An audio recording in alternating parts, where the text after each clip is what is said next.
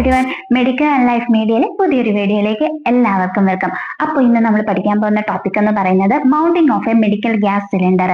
നമ്മുടെ ലാസ്റ്റ് പാർട്ടാണ് medical gas സിലിണ്ടറിനെ പറ്റിയിട്ട്. നമ്മൾ സൈസസ് പഠിച്ചു, കളർ കോഡിംഗ് പഠിച്ചു, ഹാൻഡിൽ ചെയ്യേണ്ട രീതി പഠിച്ചു, എങ്ങനെയാണ് മെക്കാനിക്കൽ ടെസ്റ്റസ് ചെയ്യേണ്ടതെന്ന് പഠിച്ചു, യൂസ് ചെയ്യുമ്പോൾ ശ്രദ്ധിക്കേണ്ട കാര്യങ്ങൾ പഠിച്ചു, ഇത് കാരണം ഉണ്ടാകാനുള്ള ഹസാർഡ്സ് എല്ലാം പഠിച്ചു. ഇത് നമ്മുടെ ലാസ്റ്റ് പാർട്ടാണ് mounting of A medical gas cylinder. അപ്പോൾ ഈ പാർട്ടൂടെ കഴിയുമ്പോൾ മെഡിക്കൽ ഗ്യാസ് സിലിണ്ടറിനെ പറ്റിയിട്ടുള്ള ഫുൾ ഡീറ്റെയിൽസ് നിങ്ങൾക്ക് മനസ്സിലായിട്ടുണ്ടാകും. ഒരു 5 മാർക്ക് ക്വസ്റ്റ്യൻ ചോദിച്ചു കഴിഞ്ഞാൽ ഇതെല്ലാം നിങ്ങൾക്ക് എഴുതി കഴിഞ്ഞാൽ 5 മാർക്കും കറക്റ്റ് ആയിട്ട് കരസ്ഥമാക്കാൻ സാധിക്കുന്നതാണ് കേട്ടോ.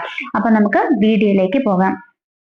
ഫസ്റ്റ് പോയിന്റ് എന്ന് പറയുന്നത് identify cylinder by reading label or colour coding. ഒരു സിലിണ്ടറിനെ കാണുമ്പോൾ ഐഡന്റിഫൈ ചെയ്യേണ്ടത് അതിന്റെ ലേബൽ കണ്ടിട്ടോ കളർ കോഡിംഗ് കൊണ്ടിട്ടോ ആയിരിക്കുക. Then keep the retaining screw maximum away. Retaining screw maximum away ആയിട്ട് തന്നെ കീപ് ചെയ്യുക. അതായത് നമ്മുടെ സിലിണ്ടർ ഓപ്പൺ ചെയ്യാനുള്ള കീ എന്ന് പറയുന്നത്. Then check the washer is in good condition. അതായത് ഇപ്പോൾ നമ്മൾ അനസ്തേഷ്യ മെഷീന്റെ പുറകിലുള്ള സിലിണ്ടർ ആണ് ഫിറ്റ് ചെയ്യുന്നത് എന്നുണ്ടെങ്കിൽ നമുക്കറിയാലോ, പിന്നിന്റെ സേഫ്റ്റി സിസ്റ്റം ഉപയോഗിച്ചിട്ടാണ്. അതിന്റെ ഫിറ്റിങ്ങിന്റെ അവിടെ ഒരു വാഷർ കാണും.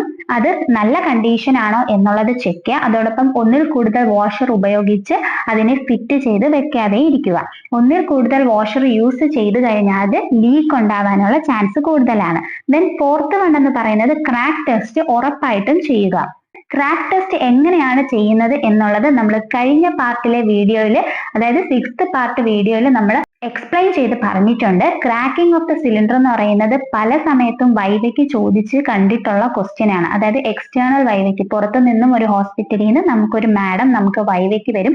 ആ സമയത്ത് മാഡംസ് ചോദിച്ച് കണ്ടിട്ടുള്ള ഒരു ഇമ്പോർട്ടന്റ് ക്വസ്റ്റ്യൻ ആണ് ക്രാക്കിംഗ് ഓഫ് സിലിണ്ടർ. നമ്മളെ കൊണ്ട് ചിലപ്പോൾ ആ സിലിണ്ടർ ഫിറ്റ് ചെയ്ത് കാണിക്കാനും പറയാറുണ്ട് കേട്ടോ.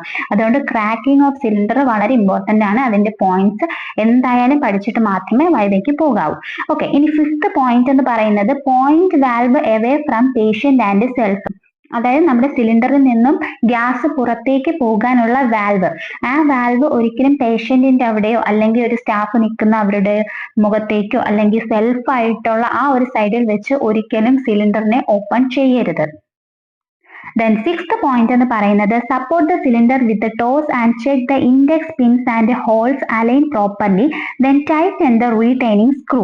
അതായത് ഒരു സിലിണ്ടറിൽ നമ്മൾ ഫിറ്റ് ചെയ്യാൻ സമയത്ത് നമ്മൾ ടോസ് യൂസ് ചെയ്ത് സിലിണ്ടറിനെ സപ്പോർട്ട് ചെയ്യുക.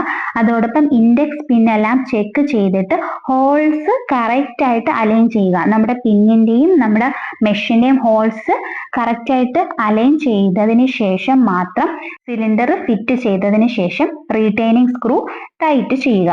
Then open cylinder fully using the cylinder key.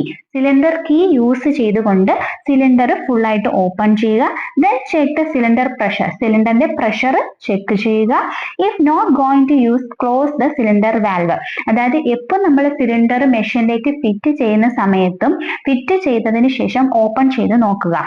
Open ചെയ്ത് ലീക്ക് ഉണ്ടോ, ഓക്കെ ആണോ, എല്ലാം ഓക്കെ ആണോ, പ്രഷർ ഓക്കെ ആണോ എന്നുള്ളത് പ്രഷർ ഗേജിലും നോക്കി കൺഫേം ചെയ്തതിന് ശേഷം നമ്മൾ ആ ടൈമിൽ സിലിണ്ടർ യൂസ് ചെയ്യുന്നില്ല എന്നുണ്ടെങ്കിൽ അതിനെ ക്ലോസ് ചെയ്ത് വെക്കുക. ദെൻ 10th പോയിന്റ് എന്ന് പറയുന്നത് if pressure gauge is showing 1000 PSI that means oxygen cylinder is half full. സിലിണ്ടറിന്റെ ഉള്ളില് ഗ്യാസ് ഹാഫ് ഫില്ലായിരിക്കും. അതായത് നോർമലി നമ്മുടെ ഓക്സിജന്റെ പ്രഷർ എന്ന് പറയുന്നത് 2000 PSI ആണ്. അതായത് സിലിണ്ടർ ഫുൾ ആയിരിക്കും. എന്നാൽ 1000 PSI എന്ന് പറയുമ്പോൾ അതിന്റെ ഹാഫേ ഉണ്ടായിരിക്കുള്ളൂ. പ്രഷർ ഗേജിൽ 1000 ആണ് കാണിക്കുന്നത് എന്നുണ്ടെങ്കിൽ സിലിണ്ടർ ഹാഫ് ഫില്ലായിരിക്കും. ഓക്കെ, അപ്പോൾ ഇത്രയുമാണ് നമ്മുടെ ഇന്നത്തെ ടോപ്പിക് എന്ന് പറയുന്നത്.